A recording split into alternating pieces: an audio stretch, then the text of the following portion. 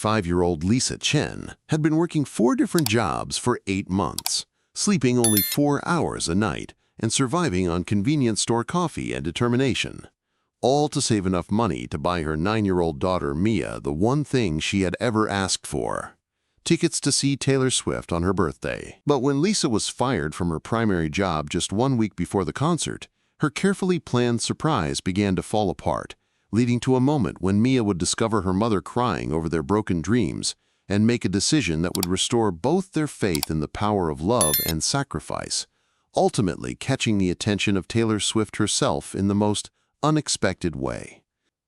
Before we dive into Lisa's desperate struggle to give her daughter the world, despite having almost nothing, and Mia's response that would prove children understand love better than most adults, I need to ask you something. If stories about parents who sacrifice everything for their children's happiness and the incredible wisdom of young people who recognize that love matters more than any gift matter to you, please hit that subscribe button right now. These stories take weeks to investigate and verify, and your subscription helps us continue sharing the moments that remind us all that the most valuable presents we can give our children are not things we buy, but the lengths we're willing to go to show them they are loved. Now, back to Lisa's heartbreaking journey. Lisa Chen had been raising Mia as a single mother since her ex-husband David abandoned them when Mia was 3 years old, leaving Lisa with no financial support, no explanation, and the overwhelming responsibility of providing everything her daughter needed while processing her own heartbreak and betrayal. Over the past 6 years, Lisa had learned to survive on very little sleep, maximum effort, and the unwavering belief that Mia deserved to have dreams come true, even if Lisa had to sacrifice her own health and comfort to make that happen. Lisa worked as a night shift data entry clerk at a medical billing company, a weekend server at a family restaurant, a freelance house cleaner for wealthy families in Beverly Hills, and a part-time retail associate at a department store whenever they needed extra coverage. The combination of these 4 jobs allowed Lisa to pay rent on their small apartment, keep food on the table, and maintain the health insurance that Mia needed for her asthma treatments, but it left almost no money for anything that wasn't absolutely essential for survival. Mia had never complained about their financial limitations or asked for expensive toys, brand-name clothes, or elaborate birthday parties like other children her age. She seemed to understand instinctively that money was tight and that her mother was working as hard as humanly possible to take care of them both. Mia entertained herself with library books, free activities at the community center, and the small portable radio that had belonged to Lisa's grandmother, on which she listened to music while doing her homework or helping her mother with household tasks. But when Mia turned 8 and discovered Taylor Swift's music through a friend at school, something changed in her relationship with music, and with the possibility of experiencing joy that went beyond their daily struggle for financial stability.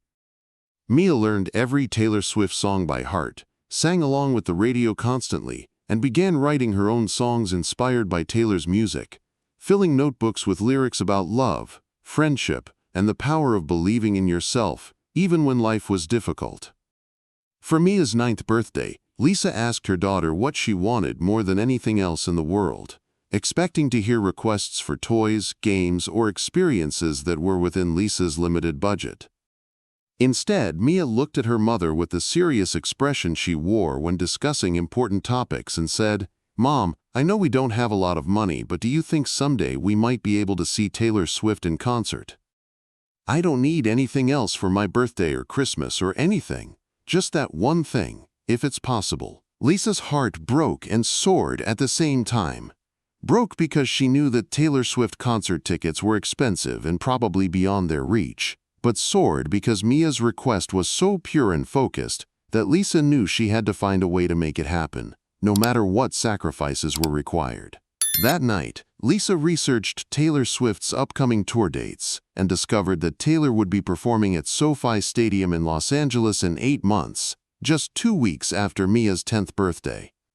The tickets ranged from $150 for the upper-level seats to over $500 for floor access, which meant that Lisa would need to save at least $300 to buy 2 decent seats, more money than she had ever been able to accumulate for a non-essential purchase. Lisa made a decision that would dominate the next 8 months of her life.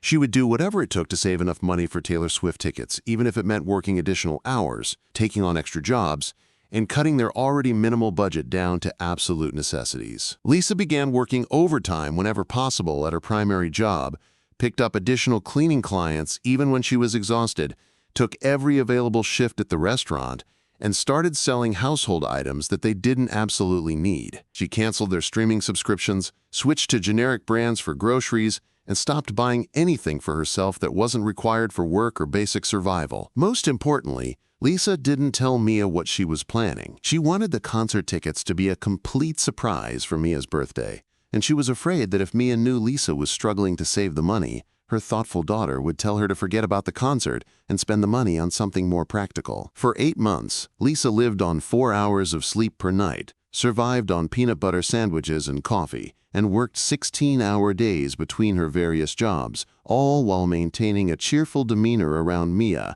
and pretending that their financial situation wasn't any more stressful than usual. The physical and emotional toll was enormous, but Lisa's determination to make Mia's dream come true kept her motivated through the exhaustion and stress. By the end of 7 months, Lisa had managed to save $280, which was enough for 2 upper-level seats, with a little left over for parking and snacks at the concert. She was proud of her progress and excited about surprising Mia in just 1 more month, when disaster struck in the form of a company restructuring at her primary job. The medical billing company where Lisa worked her highest-paying job decided to outsource their data entry work to a cheaper overseas company, which meant that Lisa and 12 other employees were laid off with only 1 week's notice. The loss of her primary income was devastating, not only because Lisa needed that job to pay their basic expenses, but because it meant she would no longer be able to afford the concert tickets she had worked so hard to save for. Lisa tried desperately to find replacement work, applying for dozens of jobs and asking her other employers for additional hours. But she quickly realized that she wouldn't be able to replace the lost income in time to buy the concert tickets before they sold out or prices increased further. On the Thursday evening before the concert, exactly 1 week before Mia's 10th birthday, Lisa sat at their kitchen table with her laptop open to the Taylor Swift ticket website, staring at the seats she had planned to purchase and knowing that she no longer had enough money to complete the transaction. The $280 she had saved over 8 months would now need to go toward rent and groceries, and Mia's dream of seeing Taylor Swift would have to remain just a dream. Lisa began crying at the kitchen table, not just because she couldn't buy the concert tickets, but because she felt like she had failed as a mother, unable to provide her daughter with the one special experience Mia had ever requested. The weight of 8 months of exhausting work, financial stress, and desperate hope crashed down on her all at once, and she sobbed quietly while staring at the computer screen showing seats she couldn't afford. Mia came out of her bedroom to get a glass of water and found her mother crying at the kitchen table with the Taylor Swift concert website open on the laptop. Even at 9 years old, Mia immediately understood what had happened. Her mother had been trying to surprise her with concert tickets, and something had gone wrong with the plan.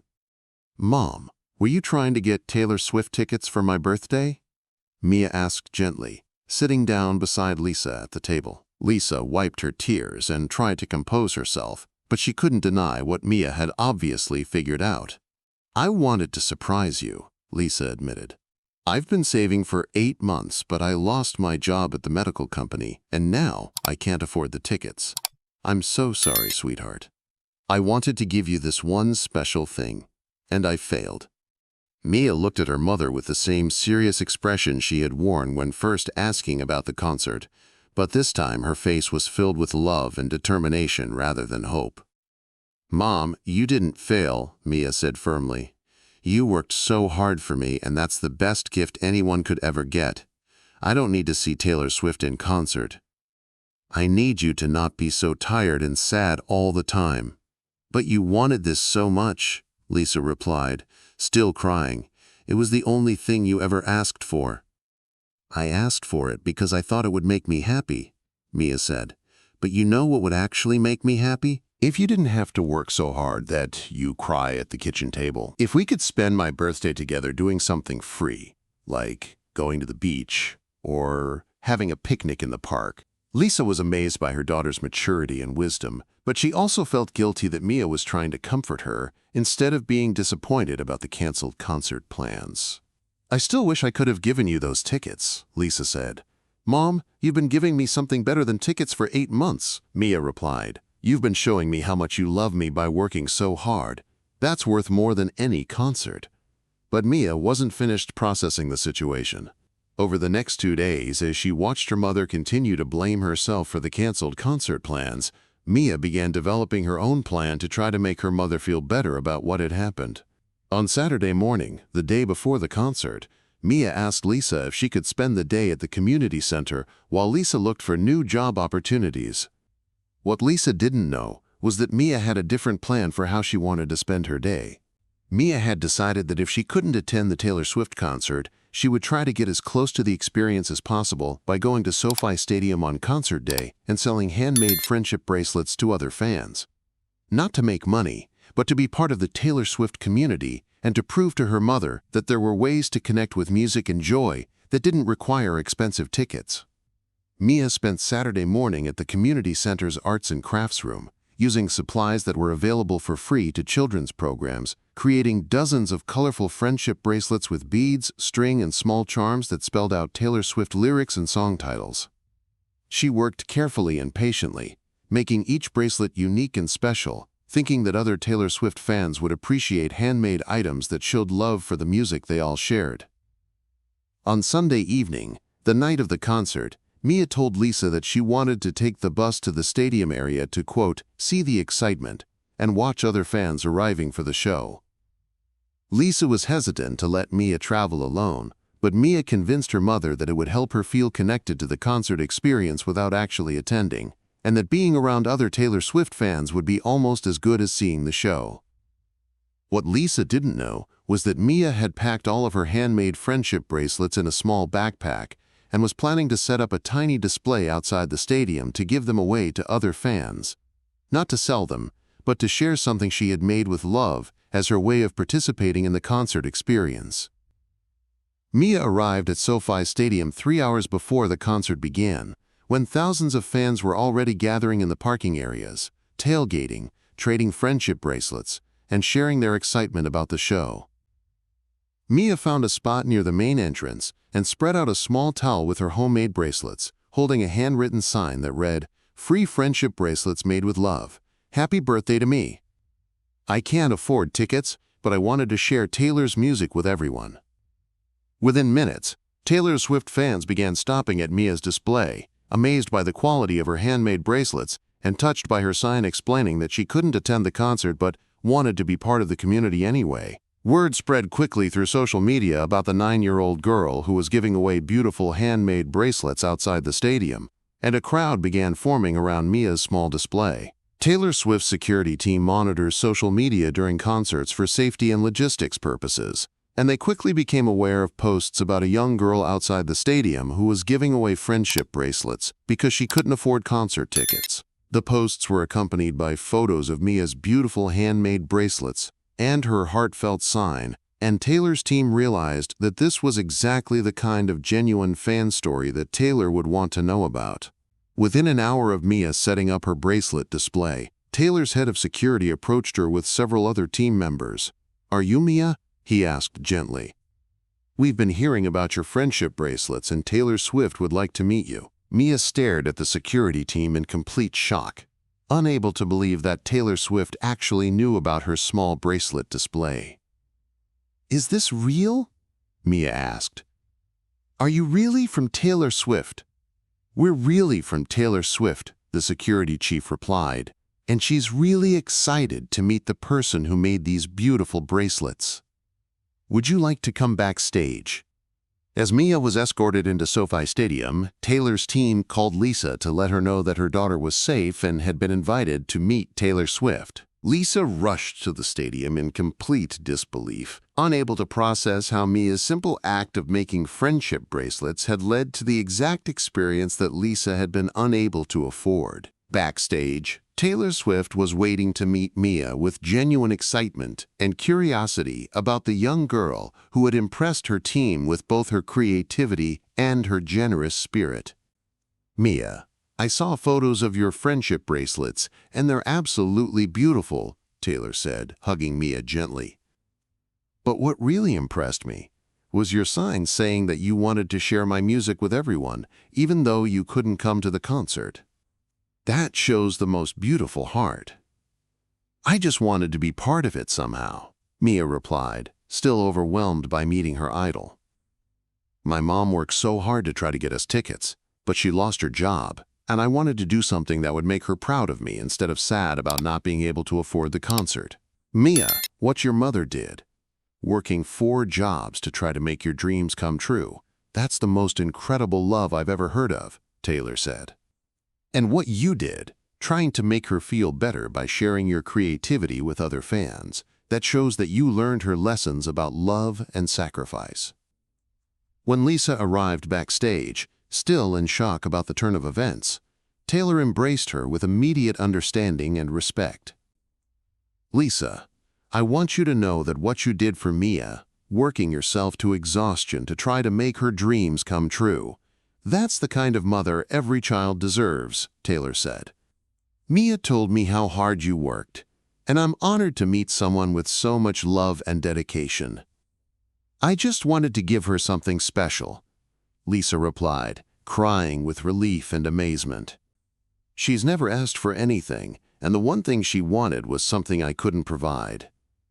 "You provided something much more valuable than concert tickets," Taylor replied.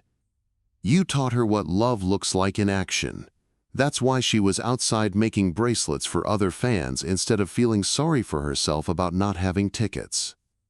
Taylor made several decisions that night that would transform both Lisa's and Mia's lives. First, she invited them to watch the concert from a VIP box, giving Mia the birthday experience she had dreamed of. Second, she offered Lisa a position with her organization coordinating family services for her tour staff and crew members, providing Lisa with stable employment, health benefits, and a salary that would eliminate her need to work multiple jobs.